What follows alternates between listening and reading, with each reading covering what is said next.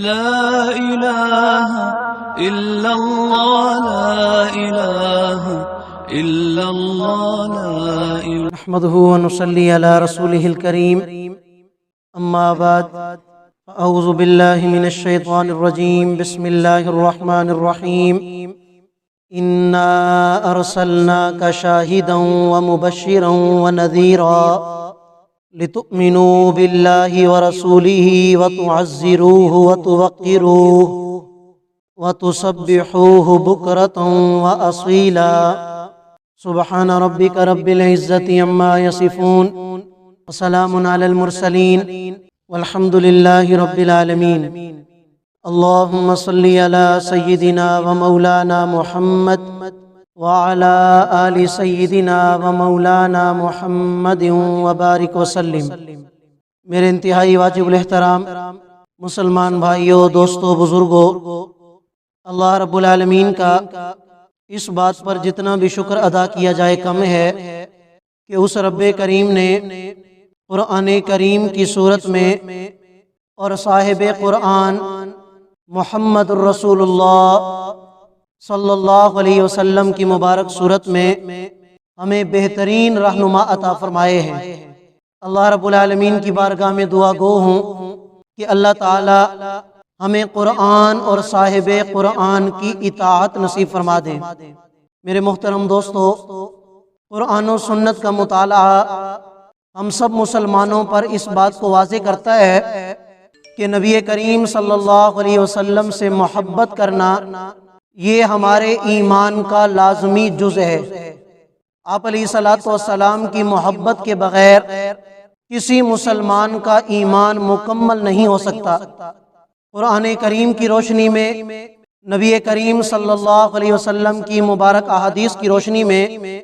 ہمیں اسی چیز کی طرف متوجہ کیا گیا ہے کہ ہر مسلمان کے ایمان کی بنیاد وہ نبی کریم صلی اللہ علیہ وسلم سے محبت کرنا ہے۔ چنانچہ سورہ توبہ میں اللہ کریم ارشاد فرماتے ہیں، میرا پیغمبر آپ اپنی امت سے کہہ دیجئے ان کان آباؤکم و ابناؤکم۔ اللہ کریم نے سارے رشتوں کو گنوایا اور سب رشتوں کو اور سب محبتوں کو گنوانے کے بعد ارشاد فرمایا کہ اگر ان محبتوں پر غالب محبت میرے محبوب کی نہ ہوگی تو پھر تم اللہ تعالیٰ کے عذاب کا انتظار کرو۔ یعنی اس کائنات کے اندر اللہ تعالیٰ نے انسانوں کی آپس میں جتنی بھی محبتیں رکھی ہیں، ان تمام محبتوں میں غالب محبت کس کی ہونی چاہیے؟ اللہ اور اس کے رسول کی محبت ہونی چاہیے۔ اور اسی طرح نبی کریم صلی اللہ علیہ وسلم کا مبارک ارشاد ہے کہ تم میں سے کوئی انسان اس وقت تک مومن نہیں ہو سکتا جب تک وہ اللہ اور اس کے رسول سے محبت نہ کرتا ہو، بلکہ احبیت کا تقاضا ہے کہ سب سے زیادہ محبت اللہ اور اس کے رسول کے ساتھ ہو، تب تمہارا ایمان کامل ہوگا۔ اور پھر قرآن و سنت کے اندر ہمیں یہ چیز بھی نظر آتی ہے کہ جو انسان اللہ اور اس کے رسول سے محبت کرتا ہے، اللہ تعالیٰ اسے دنیا اور آخرت کی کامیابیوں سے نواز دیتے ہیں۔ ایک صحابی رضی اللہ تعالیٰ عنہ نبی کریم صلی اللہ علیہ وسلم کی مجلس میں تشریف لائے اور آ کر عرض کی، یا رسول اللہ، دنیا کی زندگی میں جب کبھی مجھے آپ کی یاد آتی ہے، میں آپ کی مجلس میں آ جاتا ہوں، آپ کی زیارت نصیب ہو جاتی ہے، آپ سے ملاقات کا شرف نصیب ہو جاتا ہے، لیکن جب میں موت کو یاد کرتا ہوں اور پھر مرنے کے بعد والی زندگی کو یاد کرتا ہوں تو مجھے ایک ڈر سا، خوف سا لگا رہتا ہے کہ مرنے کے بعد اللہ تعالیٰ نے جو آپ کو مقام اور مرتبہ عطا کرنا ہے، ہمارا مقام اور مرتبہ تو وہ نہیں ہوگا۔ اگر میں جنت میں بھی چلا جاؤں تو پھر بھی میرا درجہ تو آپ سے بہت کم ہوگا، بہت نیچے ہوگا، اور مجھے آپ سے محبت بھی بہت زیادہ ہے۔ میرا دنیا میں آپ کے بغیر گزارا نہیں، تو میں آخرت میں آپ کے بغیر کیسے گزارا کروں گا؟ یعنی وہ صحابی یہ کہنا چاہتے تھے کہ میرے لیے جنت کے مزے کچھ بھی نہیں ہیں، اگر جنت میں میری ملاقات آپ سے نہ ہو سکے، مجھے آپ کا دیدار نصیب نہ ہو سکے، تو یا رسول اللہ جنت کا مزہ بھی مزہ نہیں ہوگا۔ تو اس پر اللہ کریم نے یہ آیت کریمہ نازل فرمائی، من یطع اللہ والرسول فاولئک مع الذین انعم اللہ علیہم من النبیین والصدیقین والشہداء والصالحین، کہ جو دنیا کی زندگی میں اللہ اور اس کے رسول کی اطاعت کرے گا، جس کے دل میں اللہ اور اس کے رسول کی محبت ہوگی، کل کو قیامت کے دن وہ انبیاء کے ساتھ ہوگا، کل کو قیامت کے دن وہ صدیقین کے ساتھ ہوگا، شہداء کے ساتھ ہوگا، صالحین کے ساتھ ہوگا۔ اللہ کے نبی نے ارشاد فرمایا کہ اگر تو مجھ سے محبت کرتا ہے، المرء مع من احب، کل کو آدمی اسی کے ساتھ ہوگا قیامت کے دن کہ جس کے ساتھ وہ محبت کرتا ہو۔ تو پتہ چلا کہ نبی کریم صلی اللہ علیہ وسلم سے محبت کرنا یہ ایمان کا لازمی جز ہے، اس کے بغیر نہ دنیا میں گزارا ہے نہ آخرت میں گزارا ہے۔ قرآن و سنت بھی ہمیں یہی بتاتا ہے، اجر کے اعتبار سے، ثواب کے اعتبار سے بھی یہ چیز لازمی اور ضروری ہے۔ اب جو چیز میں آپ کے سامنے بیان کرنا چاہتا ہوں وہ یہ ہے کہ نبی کریم صلی اللہ علیہ وسلم کی محبت ہر مسلمان اس کا دعوے دار ہے۔ کوئی مسلمان آپ کو دنیا میں ایسا نہیں ملے گا کہ جو یہ کہے کہ معاذ اللہ مجھے اللہ کے نبی سے محبت نہیں ہے۔ ہر مسلمان کو اللہ کے نبی سے محبت ہوتی ہے، لیکن یاد رکھیے ہر محبت کے کچھ نہ کچھ تقاضے ہوتے ہیں، اور نبی کریم صلی اللہ علیہ وسلم کی جو محبت ہے اس کا سب سے پہلا اور بنیادی تقاضا وہ نبی کریم صلی اللہ علیہ وسلم کی تعظیم کرنا ہے۔ آپ علیہ الصلوۃ والسلام کا ادب ہے، آپ علیہ الصلوۃ والسلام کا احترام ہے، آپ علیہ الصلوۃ والسلام کی تکریم ہے، آپ علیہ الصلوۃ والسلام کی عزت کرنا،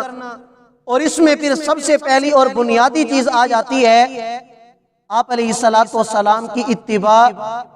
آپ علیہ الصلوۃ والسلام کے طریقوں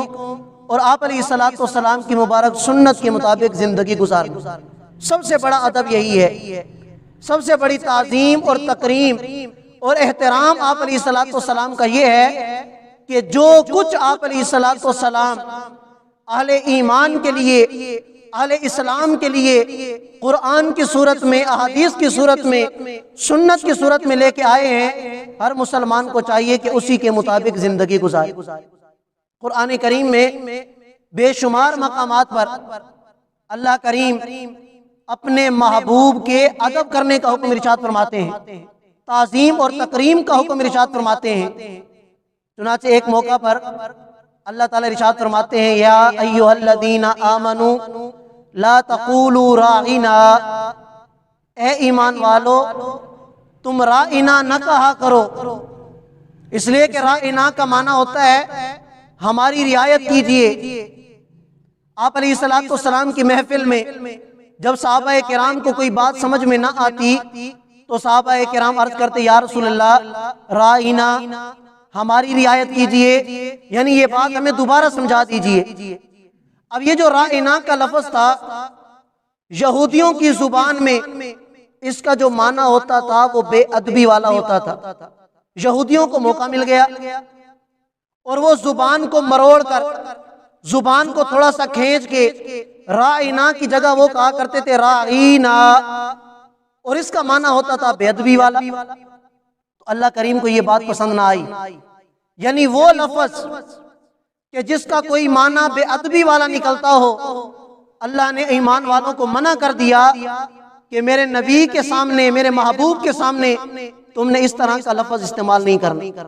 آج کے بعد تم نے راعنا نہیں کہنا، بلکہ تم نے کہنا ہے انظرنا، یا رسول اللہ ہماری طرف بھی دیکھیے، ہماری بھی رعایت کیجیے، راعنا کا لفظ نہیں کہنا۔ معلوم ہوا کہ اللہ کریم کو نبی علیہ الصلوۃ والسلام کی تکریم، آپ علیہ الصلوۃ والسلام کا ادب اور احترام کتنا عزیز ہے کہ ایک لفظ جس کا معنی صحیح بھی ہوتا ہے لیکن اسی کا معنی غلط بھی ہو سکتا ہے، بے ادبی والا، اللہ کریم نے منع فرما دیا کہ یہ لفظ استعمال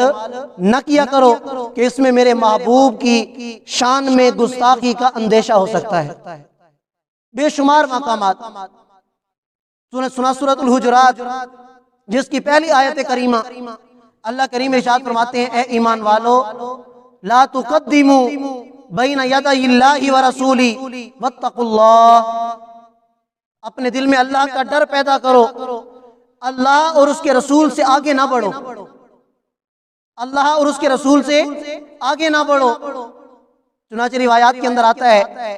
حضرت ابوبکر صدیق رضی اللہ تعالیٰ عنہ،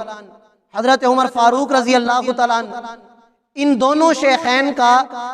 آپ علیہ السلام کی موجودگی میں اختلاف ہو گیا۔ قبیلہ بنو تمیم کے لوگ آئے ہوئے تھے، انہوں نے آ کے عرض کی یا رسول اللہ آپ ہمارا کوئی امیر مقرر فرما دیں۔ ابھی تک اللہ کے نبی خاموش تھے، حضرت ابوبکر نے رائے دی کہ اس کو امیر بنانا چاہیے، حضرت عمر نے رائے دی کہ اس کو امیر بنانا چاہیے، اور اسی اثناء میں شیخین کا آپس میں اختلاف ہو گیا، آواز تھوڑی اونچی ہو گئی۔ اللہ کریم نے آیت کریمہ نازل فرمائی اور فرمایا کہ اے ایمان والو، جب اللہ کے نبی موجود ہوں تو تمہیں چاہیے کہ معاملہ اللہ کے نبی پر چھوڑ دو، اللہ کے نبی کے سامنے آواز کو اونچا نہ کرو، اللہ کے نبی کے سامنے زور سے نہ بولو، اللہ کے نبی کے سامنے تمہیں باس مباحثے کی ضرورت نہیں۔ جب اللہ کے نبی موجود ہیں تو سارا معاملہ ان پر چھوڑ دو، وہ جس طرح حکم ارشاد فرما دے تمہارا کام ہے اس پر عمل کر۔ روایات میں آتا ہے کہ حضرت عمر رضی اللہ عنہ کی آواز فطری طور پر اونچی تھی۔ جب اللہ کے نبی کے سامنے اس آیت کریمہ کے نازل ہونے کے بعد گفتگو کیا کرتے تو اتنی آہستہ گفتگو کرتے کہ اللہ کے نبی کو سننے میں تکلیف ہوتی، اور فرماتے عمر ذرا زور سے بولو، اور حضرت عمر کو اس بات کا ڈر تھا کہ کہیں ایسا نہ ہو کہ میں اس آیت کریمہ کی وعید میں آ جاؤں۔ اور آگے اللہ کریم ارشاد فرما رہے ہیں اگر تم نبی کا ادب نہیں کرو گے، نبی کے سامنے اونچا بولو گے، نبی سے آگے بڑھنے کی کوشش کرو گے، ان تحبط اعمالکم وانتم لا تشعرون، تمہاری زندگی کی ساری کمائی ضائع ہو جائے گی اور تمہیں پتہ بھی نہیں چلے گی۔ حضرت عمر اس بات سے ڈرتے تھے۔ اس سے اگلی آیت میں اللہ نے حکم دیا اے ایمان والو لا ترفعوا اصواتکم فوق صوت النبی، نبی کے سامنے زور سے نہ بولو۔ حضرت ثابت بن قیس رضی اللہ عنہ کے بارے میں آتا ہے ان کی آواز فطری طور پر اونچی تھی، تو انہوں نے آپ علیہ السلام کی مجلس میں آنا چھوڑ دیا کہ میری تو آواز اونچی ہے، ایسا نہ ہو کہ اللہ کے نبی کو تکلیف ہو یا میں اس آیت کریمہ کی وعید میں داخل ہو جاؤں، میری زندگی کی کمائی ضائع ہو جائے۔ تو کچھ دن گزر گئے، اللہ کے نبی نے پوچھا کہ مجھے ثابت نظر نہیں آ رہے، کہیں وہ بیمار تو نہیں ہے؟ حضرت معاذ رضی اللہ تعالیٰ عنہ نے ارشاد فرمایا یا رسول اللہ وہ میرے پڑوسی ہیں اور وہ بیمار نہیں ہیں۔ تو اللہ کے نبی نے ارشاد فرمایا کہ وہ آتے کیوں نہیں؟ انہیں بلوایا گیا، پوچھا گیا کہ تم کیوں نہیں آتے؟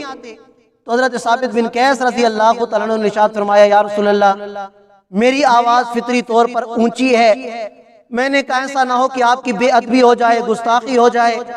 آپ کی آواز سے میں اونچا بول دوں تو میری زندگی کی کمائی ضائع ہو جائے گی اور میرا شمار ان لوگوں میں ہو جائے گا جو جہنم میں جانے والے ہیں۔ اللہ کے نبی نے ارشاد فرمایا کہ اے ثابت یہ آیت کریمہ ان لوگوں کے بارے میں نازل ہوئی ہے جو جان بوجھ کر میرے سامنے اونچی آواز میں بات کریں، جو جان بوجھ کر میری گستاخی کریں۔ تمہاری تو اللہ تعالیٰ نے فطری طور پر اونچی آواز رکھی ہے، اور فرمایا انت رجل من اہل الجنہ، اور تجھے تو میں جنت کی خوشخبری سناتا ہوں، تیرے اعمال ضائع نہیں ہوں۔ اس کے بعد حضرت ثابت بن قیس رضی اللہ تعالیٰ عنہ نے آپ علیہ السلام کی محفل اور مجلس میں آنا شروع کر دی۔ بے شمار آیات کریمہ ہیں کہ جن میں آپ علیہ السلام کے ادب اور احترام کا ہمیں حکم دیا گیا ہے، اور ساتھ میں وعیدات کا بھی ذکر کیا گیا ہے کہ جو آپ علیہ السلام کا ادب نہ کرے، جو آپ علیہ السلام کا احترام اور تکریم نہ کرے، فرمایا کہ اس کی زندگی کے سارے اعمال اللہ تعالیٰ ضائع فرما دیتے ہیں۔ تابعین میں بہت بڑا نام ہے، بلکہ فقہ کے امام بھی رہ چکے ہیں، امام مالک رحمۃ اللہ علیہ۔ امام مالک رحمۃ اللہ علیہ کے بارے میں آتا ہے کہ وہ مدینہ طیبہ کے اندر پیدا ہوئے اور کافی عرصہ انہوں نے مدینہ طیبہ کے اندر گزارا، لیکن اپنی زندگی میں مدینہ کی گلیوں میں وہ چپل نہیں پہنتے تھے، انہوں نے کبھی جوتا استعمال نہیں کیا۔ اور انہی کے بارے میں آتا ہے کہ جب یہ مدینہ کی گلیوں میں چلا کرتے تو دیوار کے ساتھ لگ لگ کے چلا کرتے کہ اگر راستے کے درمیان میں چلوں گا تو ہو سکتا ہے کہ میرے پاؤں اس جگہ پہ آ جائیں جہاں اللہ کے نبی چلے ہوں گے، اتنا ادب ہوا کرتا تھا۔ امام مالک رحمۃ اللہ علیہ کے بارے میں آتا ہے کہ جب ان سے کوئی مسئلہ پوچھنے کے لیے آ جاتا تو یہ اپنے نوکر کو بھیجتے کہ جاؤ پہلے پتہ کرو کہ کیا بات ہے، کوئی فقہی مسئلہ پوچھنا ہے یا کوئی حدیث پاک سننا چاہتے ہیں۔ اگر انہیں بتایا جاتا کہ وہ کوئی مسئلہ پوچھنے کے لیے آئے ہیں تو یہ انہیں اپنے گھر بلا لیتے اور فوراً انہیں مسئلہ سمجھا دیتے۔ لیکن اگر نوکر آ کے بتاتا کہ جناب وہ تو آپ سے حدیث پاک سننے کے لیے آئے ہیں، تو فرماتے کہ انہیں کہو ذرا ٹھہرو، پہلے غسل فرماتے، اچھا لباس پہنتے، غسل فرمانے کے بعد اچھا لباس پہننے کے بعد خوشبو لگانے کے بعد ایک جگہ آ کے بیٹھ جاتے بڑی شان کے ساتھ، اور پھر انہیں اندر بلواتے اور حدیث پاک سنایا کرتے۔ طالب علم سوال کرتے جناب جب آپ اللہ کے نبی کی حدیث بیان کرتے ہیں آپ کے چہرے کا رنگ زرد پڑ جاتا ہے، آپ کے چہرے کا رنگ متغیر ہو جاتا ہے، تبدیل ہو جاتا ہے، کیا بات ہے؟ امام مالک رحمۃ اللہ علیہ نے ارشاد فرمایا کہ جن لوگوں سے ہم نے حدیث پڑھی ہے اور جن لوگوں سے ہم نے حدیث سنی ہے، اگر تم ان کا ادب اور احترام دیکھ لیتے تو تم مجھے کہتے کہ مجھے اس سے بھی زیادہ احترام کرنا چاہیے۔ اور فرماتا ہے کہ سید القراء عبد المنقدر رحمۃ اللہ علیہ کے بارے میں آتا ہے کہ وہ فرمایا کرتے کہ نبی کریم صلی اللہ علیہ وسلم کی جب حدیث سناتے اتنا روتے تھے کہ امام مالک رحمۃ اللہ علیہ فرماتے ہیں کہ ہمیں ان پر ترس آنے لگ جاتا تھا۔ سعید بن المسیب رحمۃ اللہ علیہ کے بارے میں آتا ہے کہ ان کا آخری وقت تھا اور آ کے کسی نے عرض کی جناب مجھے ایک حدیث پاک سنا دیجئے کسی مسئلے کے بارے میں، تو فرمایا کہ مجھے اٹھاؤ، اب آخری وقت ہے، اٹھنے میں تکلیف دی، فرمایا کہ مجھے اٹھاؤ۔ ساتھیوں نے کہا کہ جناب اگر آپ کو اٹھائیں گے آپ کو تکلیف ہوگی، فرمایا کہ مر بھی جاؤں گا لیٹنے کی حالت میں کبھی بھی اللہ کے نبی کی حدیث نہیں سناؤں گا، مجھے اٹھاؤ۔ اٹھ کے بیٹھے، اللہ کے نبی کی حدیث سنائی، اور پھر جب لیٹنے لگے کلمہ طیبہ کا اقرار کیا اور ان کی روح پرواز کر۔ اتنا ادب اور اتنا احترام ان لوگوں کے دلوں میں تھا۔ اور عبداللہ بن مبارک رحمۃ اللہ علیہ کے بارے میں آتا ہے کہ آپ جب پیدل جا رہے ہوتے اور راستے میں کوئی کہہ دیتا کہ جناب مجھے ایک حدیث پاک سنا دیں، مجھے کوئی حدیث سنا دیں، تو روایات میں آتا ہے کہ وہ اس کی اس بات کا جواب ہی نہیں دیتے، چلے جاتے تھے۔ فرمایا کہ اللہ کے نبی کا فرمان سننا چاہتے ہو اور تمہارے دل میں اتنا بھی ادب نہیں کہ تم چلتے چلتے راہ میں آپ علیہ الصلوۃ والسلام کی حدیث سننا چاہتے ہو۔ اللہ کے نبی کی حدیث ہم سب کو چاہیے۔ چنانچہ ابو ابراہیم رحمۃ اللہ علیہ کے بارے میں آتا ہے وہ فرماتے تھے کہ جیسے اللہ کے نبی کی مجلس کا ہمیں احترام اور تکریم کرنے کا حکم ہے، آپ علیہ الصلوۃ والسلام کی حدیث اگر کسی مجلس میں پڑھی جا رہی ہو، آپ علیہ الصلوۃ والسلام کا مبارک ارشاد سنایا جا رہا ہو تو اس مجلس کا ادب اور احترام بھی اسی طرح کرنا چاہیے۔ اللہ معاف کرے، ہماری تو یہ حالت ہے، قرآن کا درس ہو رہا ہوتا ہے، حدیث پاک کا درس ہو رہا ہوتا ہے، جمعے کا بیان ہوتا ہے، اس میں حدیث پاک بیان ہو رہی ہوتی ہے، ہمیں کوئی پرواہ نہیں ہوتی۔ ایک تابعی کے بارے میں آتا ہے کہ ان کے بھتیجے انہی کے ساتھ بیٹھے تھے اور ایک کنکری کے ساتھ وہ اس کو اٹھاتے اور ہاتھ پہ یوں کر رہے تھے، کھیل رہے تھے۔ تو فرمایا کہ بیٹا ایسا نہ کرو، میں اللہ کے نبی کی حدیث بیان کر رہا ہوں اور تمہیں کیا ہے کہ تم کنکریوں کے ساتھ کھیل رہے ہو۔ اس نے اس کنکری کو پھینک دیا اور تھوڑی دیر کے بعد پھر اس کنکری کو اٹھایا اور پھر اپنے ہاتھ پر یوں کرنے لگا اور کھیلنے لگا۔ فرمایا کہ آج کے بعد میں نے تمہیں اللہ کے نبی کا حکم سنایا، میں نے تمہیں کہا کہ اللہ کے نبی کی حدیث کا ادب کرو اور تم نے اللہ کے نبی کی حدیث کا ادب نہیں کیا، آج کے بعد میں پوری زندگی تمہارے ساتھ بات نہیں کروں گا، اور مر گئے اگر تم میں تمہارا جنازہ نہیں پڑھوں گا۔ تمہارے اندر نبی کا ادب ہی نہیں ہے، تمہارے اندر نبی کی بات کا ادب ہی نہیں ہے، نبی کے حکم کا ادب نہیں ہے، تو آج کے بعد میرا اور تمہارا کوئی تعلق۔ ایسے عجیب لوگ تھے، اتنا ادب اور احترام اللہ کی کتاب کا، اللہ کے نبی کا، اللہ کے نبی کی حدیث کا، اور اللہ معاف کرے کہ ایک آج ہم ہیں